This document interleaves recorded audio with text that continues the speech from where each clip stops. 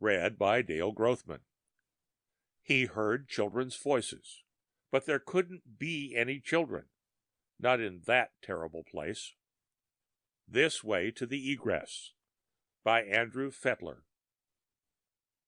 In the middle of the night, the man said to the landlady over a soft-boiled egg and slice of toast. Right under my window. He leaned forward. You know how children talk to themselves? Was it the same voice you heard the first 2 nights? Mrs. Tilton asked. I'm not sure about the first night. Might have been another voice that first night. And now it was a child. Yes. Mrs. Tilton rose up to get the coffee. Are you quite sure? You don't think I'm imagining? We have no children, she said. Neighbors, no doubt. There isn't a child in the whole village, Mr. Coate. That's what puzzles me. Don't you think we ought to report it? I'll get your coffee, she said, and went into the kitchen. I didn't actually see a child, he called to her, but I'm sure I heard the voice. The woman brought the cup of coffee. She had poured it in the kitchen. The first 2 mornings, he remembered, she had set the coffee pot on the table. Aren't you having any? He asked. I had mine, thank you. Will you want anything else? He could see past her into the kitchen, the corner of a large wood-burning stove, a row of brass pots. The floor was flagstoned, and a hand pump stood over a sink. Do you really grow your own strawberries? He asked. Yes, would you like some? Very much. Mrs. Tilton went to get the berries. She had forgotten to serve cream with the coffee. The coffee had a bitter taste and a faint smell of iodine, but he was not used to natural coffee, and without cream. He took another sip and slowly stretched his stiff legs. In the window, he saw lilac bushes in bloom. Picked this morning, Mrs. Tilton said, setting a bowl of strawberries before him. Oh, thank you. He sniffed at the berries. They smell of earth, he said, smiling at her. You might like a walk after breakfast, Mrs. Tilton suggested. Then you could have a restful nap at noon. Good idea, he said. Excuse me, but the coffee seems bitter. Mrs. Tilton looked at the old man as if she did not understand. I'm afraid I'm a nuisance, he apologized, but I take cream with my coffee. I'm sorry, I forgot. She brought a small cream pitcher. The old man turned the pitcher in his hand. It was lopsided and made of inferior clay. Do you make your own pottery, too? Such as it is. Charming. He set down the pitcher and leaned back with a sigh. You know, I pretended I did not want a rest, but I could hardly wait to see the country again. You weren't born in the city? I was born in a village no larger than this. Of course, it's all gone now, swallowed up by the city. But in those days, it was an hour's heli ride from the city. I remember a thing or two. Mrs. Tilton watched him drink the coffee. Not many people left who remember those days, he said. For instance, did you know that unadjustables, they called them criminals then, were actually electrocuted, strapped down to a horrible chair? Don't you want the strawberries, Mr. Coate? He looked down at the strawberries in the bowl.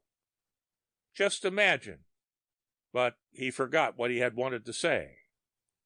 The woman went into the kitchen. He had just finished drinking the coffee when he heard a child's voice in the lane outside the window. The same voice. He crossed to the window and looked out. The lane was empty. Mrs. Tilton? He heard no answer. He went into the kitchen. The door to the garden stood open. He saw her working in a vegetable patch. Psst! Psst!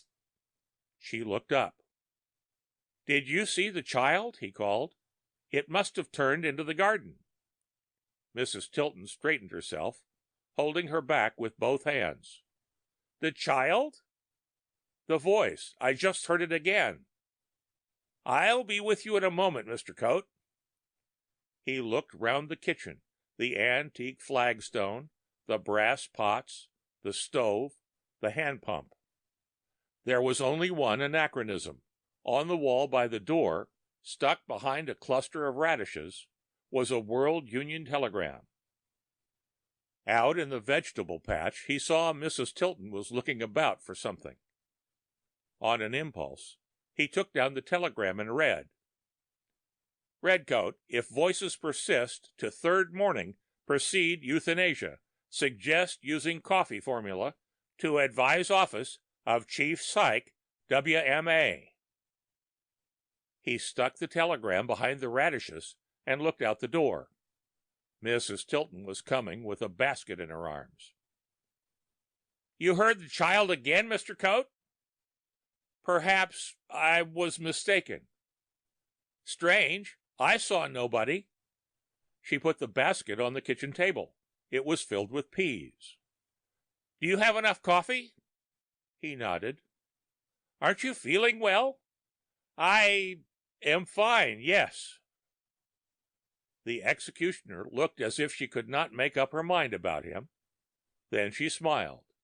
She brought out a wooden bowl and sat down at the table to shell the peas. Why don't you take your walk now? You'll enjoy our little marketplace. Yes. Such a nice day, he thought, shuffling to the window. Spring. He had enjoyed the market yesterday until he had noticed that there were no children about. No children at all. Only adult primitives and a few well-trained functionaries like Mrs. Tilton. In the sky, in the window, he saw a rocket cutting a thin line as it left the atmosphere. I'll have your bed ready for your noon nap, she said. He turned from the window. Noon? You'll want a nice restful nap then. He had imagined the poisoned coffee now working faster. His heart beating, he said, Those are peas, aren't they? She nodded. Her hands were busy shelling. I hung your cane on the coat rack, she said. If you don't mind, Mrs. Tilton, I'd rather not go out today. I'd very much like to shell peas for you. Why, of course. Pull up a chair, why don't you? Sitting down, he reached his trembling hands into the basket and came up with a handful of green wonders. Mrs. Tilton moved the basket nearer him. After a while, I'll go up to my room, he promised. I feel a little tired already. Certainly. He split a shell and slid his thumb under the peas. They rolled into his hand. He counted 9. He dropped them in the bowl, then put one in his mouth and chewed it. It had a sweet taste. Thank you, Mrs. Tilton. Not at all, Mr. Coate. The end of This Way to the Egress by Andrew Fetler.